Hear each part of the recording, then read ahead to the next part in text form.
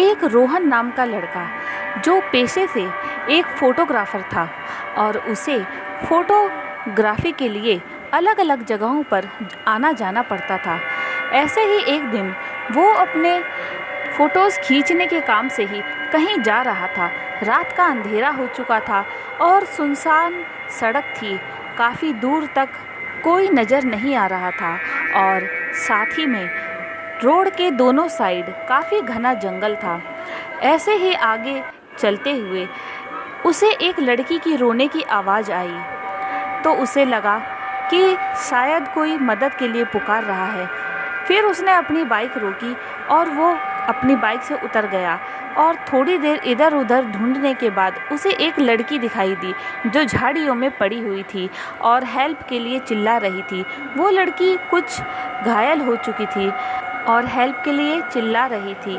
फिर उसे वहाँ से किसी तरह रोहन ने निकाला और फिर उससे पूछा कि तुम यहाँ कैसे और इतनी घायल कैसे हो गई हो। फिर उस पर उस लड़की ने कहा कि मैं यहाँ रोज़ लकड़ियाँ लेने आती हूँ।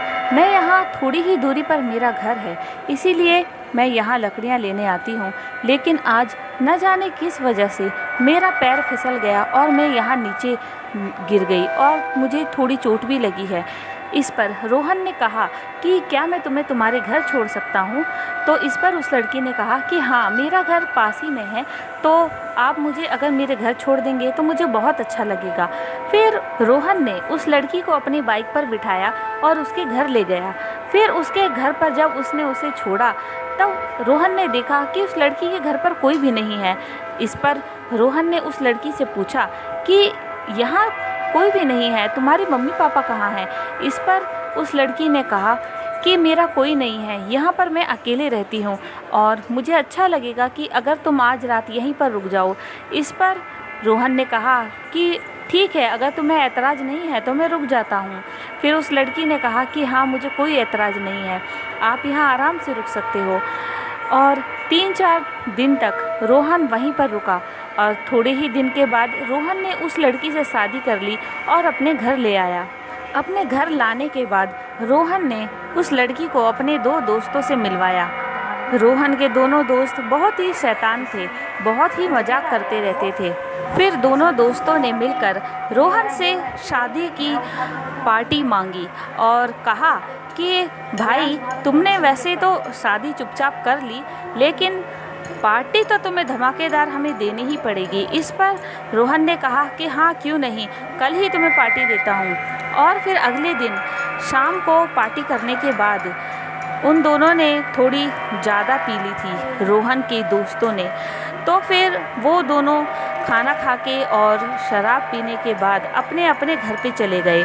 वहाँ पर उन दोनों को अपने घर की छत पर सोने की आदत थी। वो जाकर छत पर सो गए और अगले दिन उठे। फिर उसके बाद नेक्स्ट डे दोबारा वो अपने घर की छत पर जब सोए तब एक दोस्त को नींद नहीं आ रही थी, तो वो ऐसे ही उल्लू की तरह जग रहा था और अपने फ़ोन में बस कुछ देख रहा था। फिर उसे थोड़ा अटपटा सा लगा कि उसके कमर में दर्द हो रहा है, तो वो खड़ा हुआ और अपनी छत पर टहलने लगा। फिर उसने देखा कि जो रोहन की बीवी है, उसकी भाभी, वो अपने घर से कहीं बाहर जंगल की तरफ जा रही है। ये देखकर वो उसको बड़ा अजीब लगा। उसने सोचा कि भाभी इतनी रात गए कहाँ जा रही है। फिर उसने अगले दिन अपने दोस्त को ये सब बताया, लेकिन वो रोहन को ये सब नहीं बता पाया। और अगली रात उन दोनों ने मिलकर अपनी घर की छत पर ये नज़ारे का इंतज़ार किया। आधी रात बीतने के बाद उन दोनों ने देखा कि भाभी दोबारा से जंगल की तरफ रात के अंधेरे में जा रही है। तो उन दोनों ने डिसाइड किया कि वो दोनों अब भाभी का पीछा करेंगे और उन दोनों ने ऐसा ही किया। वो दोनों अपने घर से निकले और रोहन की बीवी का पीछा करने लगे। थोड़ी दूर के बाद उन दोनों ने देखा कि भाभी एक जगह बैठ गई है और कुछ अजीब सी आवाज़ वहाँ आ रही है और वो ऐसा लग रहा था जैसे कि वो कुछ खा रही है। वो दोनों हिम्मत करके थोड़े आगे बढ़े, लेकिन दूसरा दोस्त थोड़ा डरपोक था, तो इसीलिए वो वहीं पर पेड़ के पीछे छुप गया। और पहला दोस्त थोड़ा सा आगे बढ़कर उसने देखा कि भाभी जो खा रही थी वो कुछ इंसान का हाथ जैसा था। ये देखकर वो बहुत डर गया और उसकी चीख निकल गई।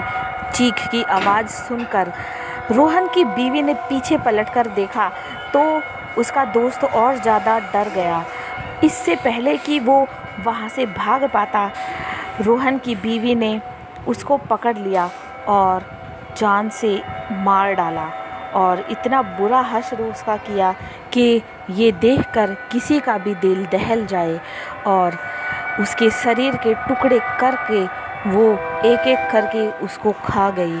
और पीछे छिपा हुआ दोस्त ये सब देख रहा था और उसकी हिम्मत नहीं हुई कि वो आगे बढ़कर अपने दोस्त को बचा सके। उसने इंतज़ार किया कि भाभी जब यहाँ से जाएगी तब वो निकलेगा और उसने ऐसा ही किया। रोहन की बीवी उसके दोस्त को खाने के बाद वहाँ से एकदम गायब हो गई। ये देखकर रोहन के दूसरे दोस्त के पसीने छूट गए, उसकी आवाज़ गले में ही अटक गई और वो हिम्मत करके वहाँ से भाग गया अपने घर की तरफ।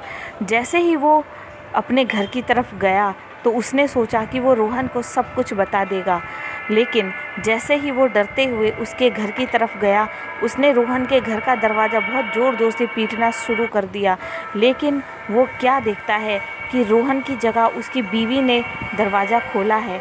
तब उसकी बीवी ने रोहन के दोस्त से पूछा कि तुम इतने घबराए हुए क्यों हो और यहाँ इतनी रात गए क्या कर रहे हो।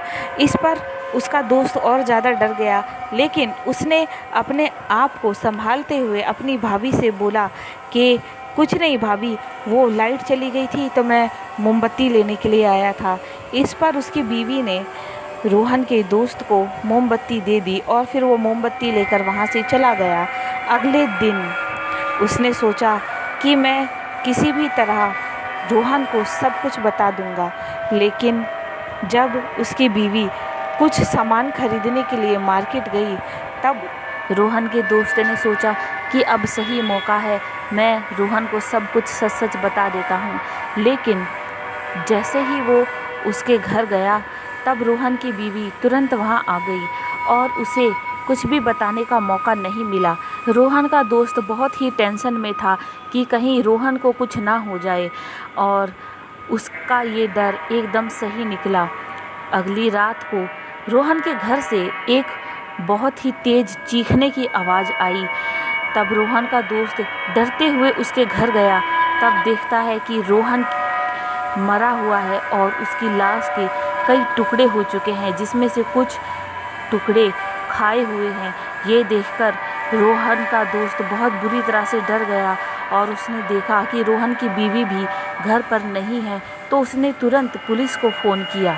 जब पुलिस आई, पुलिस ने सारी जांच पड़ताल की। तब रोहन के दोस्त ने पुलिस को पूरी जानकारी के बारे में बताया और जब पुलिस ने जांच पड़ताल की तो पुलिस को कुछ भी नहीं मिला, यहाँ तक कि उसकी बीवी होने के सबूत भी नहीं मिले। और जब जंगल में जाकर उन्होंने जांच पड़ताल की तब पुलिस को कोई लाश तो नहीं मिली, लेकिन एक इंसानी कंकाल के कुछ टुकड़े मिले, जिससे कुछ भी पता कर पाना बहुत ही मुश्किल था, एकदम नामुमकिन था। तो गाइस, कैसी लगी आपको हमारी ये कहानी, हमें कमेंट बॉक्स में ज़रूर बताना। हमारे चैनल पे नए हैं तो सब्सक्राइब ज़रूर करना और मिलते हैं आपसे अगली कहानी में। तब तक के लिए अपना और अपने परिवार का ख्याल रखना।